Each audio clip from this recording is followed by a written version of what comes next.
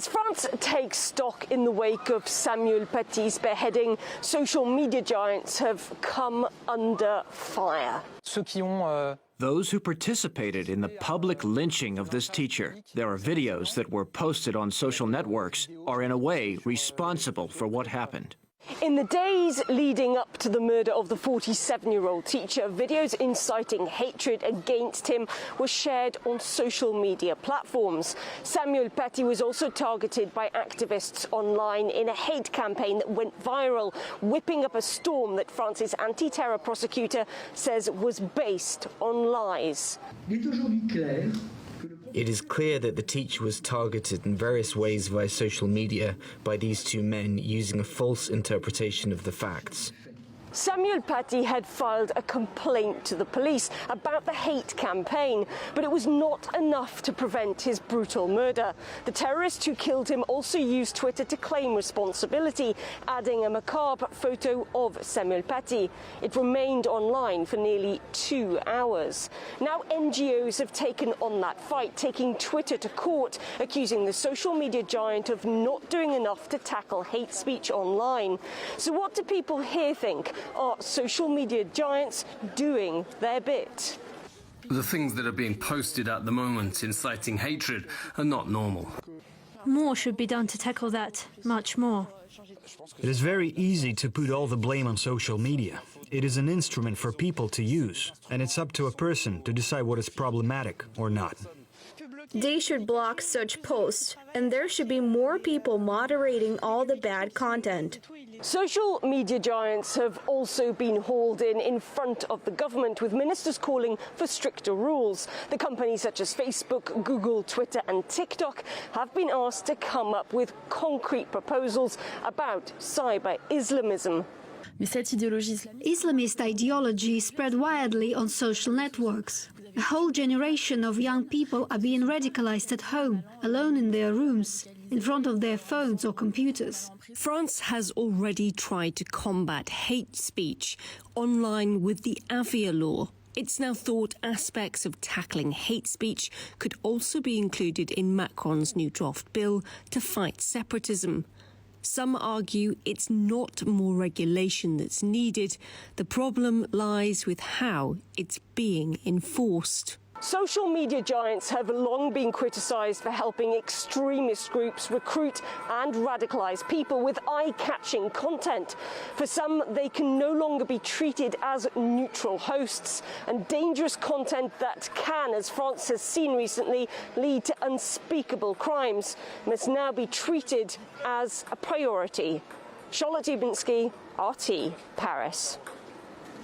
Well, we're going to get some insight now from French journalist and author Alex Jourdanov. Welcome to the programme.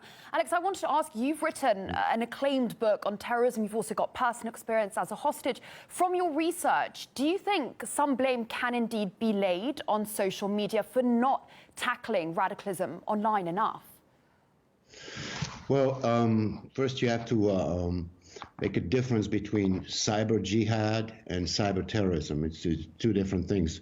Cyber jihad is more of a propaganda tool, and cyber terrorism is, you get more technical on relaying information and data on different operations. And to answer specifically to your question, yes, I mean, it's really hard to do the moderating and the monitoring of social media. There's not enough people that have been trained to do so. I mean, you have to, what are the keywords? And there's also what the French Secret Service has a major problem with the language issue. I mean, for example, the Arabic spoken in the so-called sensitive neighborhoods is very different from the literary Arabic, which most field agents are using. France is hiring a lot of Lebanese and Egyptian agents because they started cleaning up the local crop of field agents, and it is a problem. The language problem is another factor in fighting cyber jihad. You talked there about how sometimes social media can be used as the sort of propaganda tool. Do you think there is an issue with platforms being exploited in the radicalization of, well, usually young minds? Well, it's not that they want to be exploited, but they are. They are by the fact that there's absolutely no rules and no regulations in cyberspace. It's to the state and to come up with various laws and regulations to prevent like the spread of crazy videos or hate propaganda. It's up to the state to impose rules and regulations to social media companies. Well, I wanted to ask you, picking up on the role of the state. So on a legislative level, France is tackling illegal content online. There are some portals where you can report worrying content. Do you think that's a good system, or do you think more should be done? And if so, what? Yes, they have to come up. I mean, I believe Macron will come up with a new law within like 4 or 5 days now that he'll present to the parliament. But more should be done from the secret services. I mean, France has in a place called Boulay-les-Trous outside of Paris, where the big ears are, and this is where you have to really make an effort into identifying the hate speeches, the operations in place, the demands of vengeance, all this information traveling in cyberspace has to be controlled at that level first. I mean, Google and Apple are not going to. I mean, I don't see how they can do it, and